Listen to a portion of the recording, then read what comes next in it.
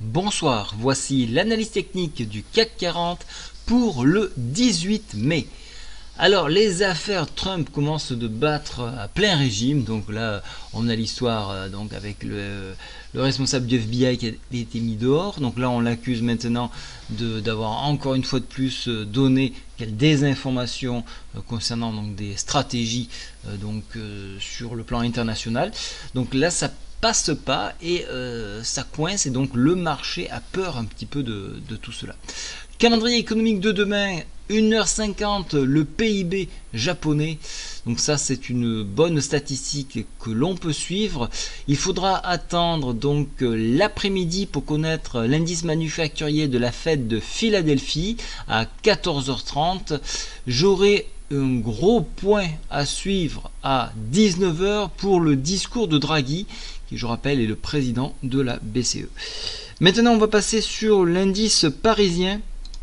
L'indice parisien, alors rappelez-vous, en 4H, je reviens un petit peu en arrière, 4H, je vous avais dit, si ça bascule, attention, alors c'était sur d'autres graphiques, alors je vais vous les présenter, voilà, en 4H ici, je vous avais dit, si on enfonce cette M7, hier, donc si on n'a pas de rattrapage, c'est foutu, on pourrait dévisser jusqu'au point que je vous ai proposé hier. Donc je vous invite à regarder la vidéo et vous constatez qu'on est venu le chercher.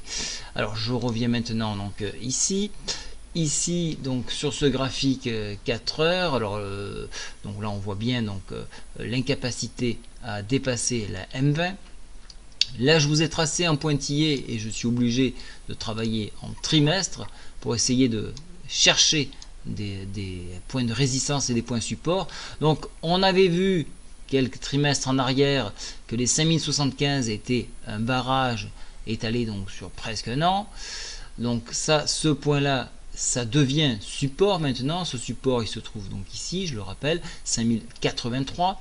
On a une grosse résistance sur un retracement Fibo 5375 et vous voyez qu'on réintègre en trimestre, on réintègre la Bollinger et on se trouve sous cette résistance. Alors je fais un point donc sur cette résistance car elle va me servir pour travailler. Donc dessous, là je suis maintenant en hebdo. On est toujours au-dessus de la M7. Elle se trouve, je le rappelle, à 5241 et la M20 à 5036. Donc pas d'affolement pour l'instant, c'est une prise de bénéfice et une fuite en avant sur enfoncement de ce support là. Je passe en journalier. Journalier, on voit l'échec au contact de la M7, 5389, difficulté à repasser au-dessus. Il y avait du monde, j'en avais parlé. On est venu chercher la M20 en support 5301, un point à la fois psychologique, mais cette M20, donc ça c'est un énorme support. Il a résisté, on est en train de rebondir actuellement. Alors on a clôturé à 5317. Si je regarde les indicateurs sur CFD, on est à 5317 également, donc ça ne bouge plus actuellement. Voilà. Donc on a toujours ce range de travail qui est compris entre 5389 et 5300, on va dire 5300. Donc ce point là, ça sera la zone de travail pour demain. Attention, on a des orientations baissières, on avait émis des alertes hier, on est en train de les enfoncer. Pour moi, le dernier rempart à la hausse se trouve ici. Si on venait à l'enfoncer, attention, on pourrait aller chercher à la fois les supports ici qui ont été travaillés, c'est-à-dire 5267, et sur enfoncement de ce support là, on irait chercher à combler ce gap ici. Un gap qui va jusqu'au retracement Fibo 5083. Donc, tant que M20 résiste, c'est un bon point pour repartir et essayer une nouvelle fois d'aller chercher les 5375. En échec, ça sera un enfoncement beaucoup plus marqué et attention, on pourrait amorcer un tournant qui pourrait nous entraîner jusqu'au 5242 dans un premier temps. Parce que si on commence à tourner et si on commence à appuyer, on risquerait d'avoir un rattrapage rapide sur les 5034. Donc attention à ce tournant là, on va suivre ce qui se dit aux US pour trader. En attendant, tout ce qui est bancaire, tout ce qui est donc bancaire et assurance, on va un petit peu s'en méfier. Maintenant, il va falloir plutôt chercher des produits à long terme pour se couvrir, ou alors sortir du marché.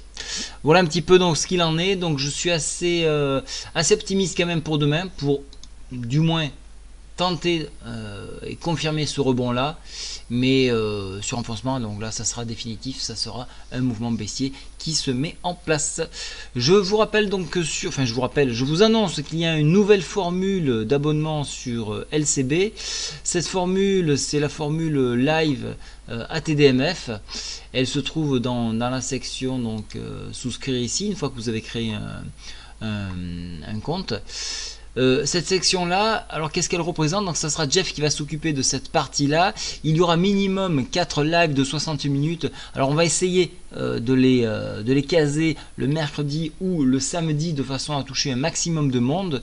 Qu'est-ce qu'on va voir dans cette ADMF, dans cette formation? Donc enfin, c'est pas vraiment une formation, c'est cette nouvelle analyse technique. On va vous montrer un petit peu comment fonctionnent les outils, qu'est-ce qu'il faut connaître, et vous allez voir que vous allez être bien surpris, puisque ça désarçonne pas mal de personnes, car on s'éloigne du chartisme et du chandelier japonais. Alors il y a une offre de lancement jusqu'au 21 mai à minuit, donc vous avez un mois gratuit pour 3 mois prix. Voilà, donc actuellement il y a une autre offre qui court, et celle-ci c'est les points clés, et celle-ci donc c'est 3 mois plus 1 gratuit. Voilà, bon mais écoutez, je vous souhaite une bonne soirée. Vous avez plus de détails donc sur cette offre, je vous ai mis donc directement sur le site un article concernant la TDMF, savoir ce que c'est, et donc tout le détail de l'offre. Voilà, je vous souhaite à tous une très bonne soirée. Au revoir.